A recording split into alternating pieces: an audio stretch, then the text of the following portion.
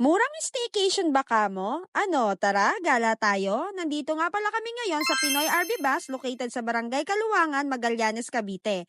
2 to 3 hours away lang from Manila. Searchable din ito sa Waze. Dito ka pala namin isi-celebrate ang Father's Day.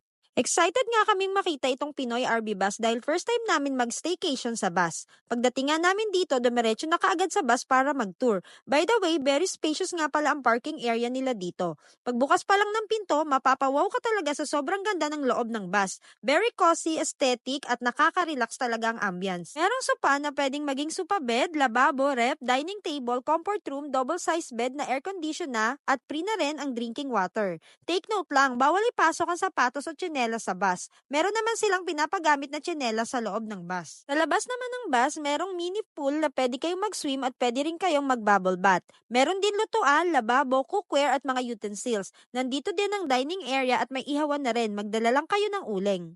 May outdoor comfort room, duya na pwede kayong magpahinga, tatami gazebo na pwede kayong magbanding ng pamilya, partner o barkadas. Maganda dito sa tatami gazebo dahil pwede kayong manood, mag-chill o maglaro ng mga board games.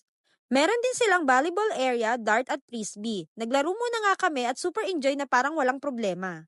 May pa-tent pitching nga din sila. Yun nga lang, bring your own tent. Maximum of 3 tents ang pwedeng dalhin. Sa gabi naman, nagpa-setup kami ng bonfire. Sobrang nag-enjoy ang family ko dito. Imagine, gigising ka sa loob ng converted na bus na parang hotel at may ganitong view. Walang ingay, walang abala, tawanan, kwentuhan habang sabay-sabay kumakain.